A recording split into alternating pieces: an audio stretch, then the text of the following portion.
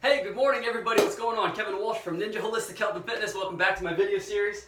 So this month, we're on a brand new month now with July, and we're on permanent weight loss as the new topic that we're going to kind of discuss. So for the next 4 weeks, Mondays, of course, are the days that I send out the videos. We're going to go over weight loss, basically what it's all about, how to lose weight permanently so that you're not yo-yoing and that you're not feeling stuck in the place that you're in for the rest of your life, which is often what happens to people, and I certainly don't want that to happen to you or to anybody else. And this is a topic that's very near and dear to my heart because I was overweight once myself, and I was as much as 210 pounds, and I lost 60 pounds and put on some muscle to be where I am now. So I know the journey, I know how hard it is, and I want to share everything that I've found to be successful on my own journey, as well as others that I've worked with as well who've had similar results with you, so that you can benefit from this, and definitely share this with anybody who you know, because a lot of people are overweight and want to lose weight and feel like they're stuck. So I'm going to go ahead and help you out here today and give you some tools that you can use for your advantage. So the first thing we're going to go over on episode 1 today is what exactly causes weight gain. Why do we gain weight in the first place? So number 1 is weight loss is in our power to control. And that is huge. Woo! That is a big, big deal, because if you're in the power to actually make yourself overweight, put yourself in a position of being overweight, although that may seem defeating at first, it means by definition that you have that same power to lose the weight, to take yourself out of that position and create something new in your life.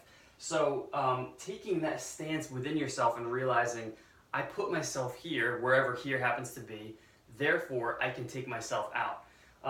It's a great way to start mentally, and we'll get into more of the mental game next week on episode 2 of how to really rewire yourself for success and understand the lay of the land with this whole topic. But really understand first and foremost the power is in your control. The second thing is examine all possible factors. So these are just a few right here. There are others as well. Overeating, number 1. So obviously eating too much food, we all know that's going to make you gain weight. Another is eating a lot of highly processed foods, a lot of high sugar foods and carbohydrate foods as well, like things with wheat flour, etc.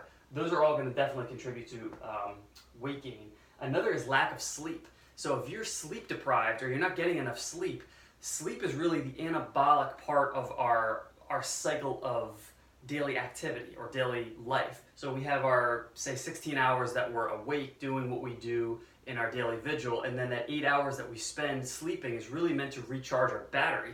If we're not getting adequate sleep, or the sleep that we're not getting is very good quality, we're very likely not going to have a hormonal balance, which can very easily lead to weight gain as well. Inadequate exercise is another one. So if we don't exercise enough, obviously we know that we have a propensity to gain weight, or certainly a higher likelihood to. So we need to make sure that the body's active and moving, that we're lifting things, that we're keeping the cardio conditioning optimal. And 2 more here. I'll go to this one, stress. Stress is very, very big. We're very stressed in our modern society. Obviously, it's not news, we all know this. But if you are overly stressed and you're not taking measures regularly to de-stress yourself, what happens is, again, just like with the lack of sleep, you get hormonal imbalances. And when your cortisol and your adrenaline, your different stress hormones are flowing through the body constantly as a result of stress, when that happens, your body's going to want to store fat, have more of a propensity to store fat as a survival mechanism, so that you can save energy for running from the tiger, so to speak, or making sure that you can get through a survival situation. Obviously, that doesn't apply to our modern day, because we're indoors, we're doing things in a civilized way. But the body is still, it's still wired for those mechanisms. So we have to be very careful of what kind of stress that we're under and make sure that we're keeping that to a minimum. And the last one is medications. So I actually just got this I found this on WebMD, which was very, very interesting, and I wasn't as aware of this. Medications can be a big contributing factor to weight gain. And this is a little write-up right here. According to Louis Aron, medical doctor, director of the Comprehensive Weight Control, Cornell Medical College, as many as 10 to 15% of weight issues are related to medications. One person might gain 15 pounds on one drug, another might not gain anything. And he went on and kind of listed, there are a couple of other doctors who are in here as well, just listing different medications, depression medications, mood stabilizers, diabetes medications, corticosteroids, which are for inflammation, pain reduction, and also there's a few others, beta blockers for heart medicine, and the write-up is definitely something a bit concerning. You know, mood stabilizers cause your appetite to turn on and stay on. Some may cause as much as an 11-pound weight gain in 10 weeks. People taking them for a long time may gain more. It's normal to gain weight when you first start taking these drugs while your body adjusts to the medicine, but some of the older drugs basically vacuum calories into cells, according to Dr. Aran. Weight gain can be especially frustrating for people with type 2 diabetes who are already overweight. So if you're on medication, definitely consult your doctor, obviously, about adjusting medication. But if that's a contributing factor, that's something you want to be aware of. So definitely look into that and see perhaps on the medication itself if it labels that as a potential side effect. And the last two things here are avoiding the root causes of what's making us gain weight in the first place is what causes yo-yoing when we're trying to obviously lose weight permanently. And the reason is if we tend to look at the areas that we're more comfortable with addressing as opposed to looking at the areas that have really put us where we are, we get a little bit of traction perhaps, but those things that have held us back in the first place are what keep us sort of anchored where we are. For example, we may be comfortable with exercising, right? Getting more exercise, burning more calories, boosting metabolism.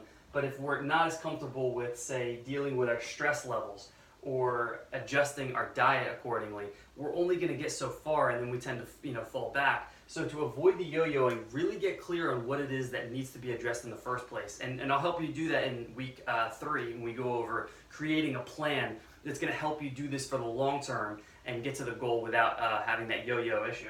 And finally, plugging up the holes, which is kind of an offshoot of avoiding the root causes. So once you know what it is that's holding you where you are, the holes, so to speak, are just kind of like holes in the game, areas that need to be addressed that aren't really optimal right now, whether it's diet-related, sleep, exercise, or stress management, in any of those 4 areas.